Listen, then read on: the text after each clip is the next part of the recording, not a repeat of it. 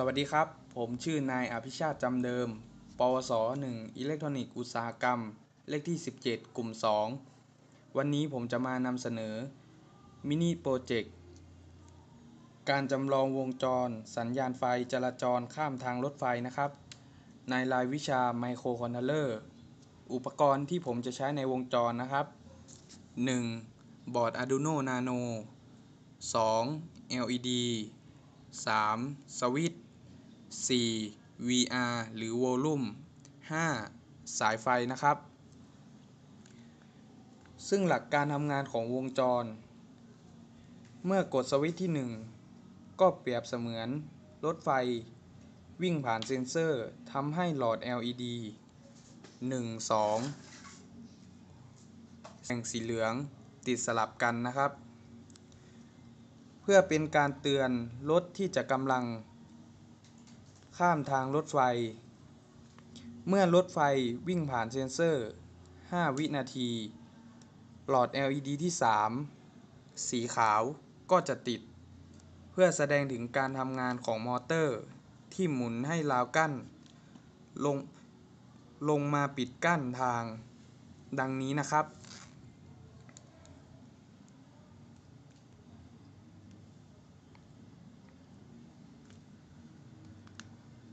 เมื่อราวกั้นเลื่อนลงมาปิดกั้นทางเสร็จนะครับ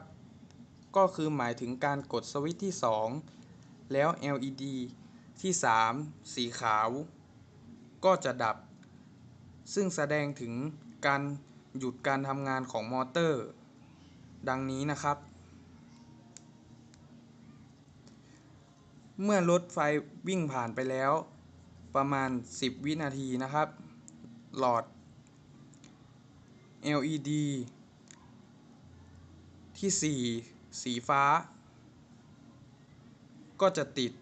แสดงถึงการทำงานของมอเตอร์ที่เลื่อนราวกั้นทางรถไฟขึ้นเมื่อเลื่อนขึ้นเสร็จนะครับก็คือการกดสวิตช์ที่3เพื่อหยุดการทำงานของสัญญาณไฟทั้งหมดแล้วทำให้รถสามารถวิ่งผ่านข้ามทางรถไฟไปได้นะครับดังนี้นะครับ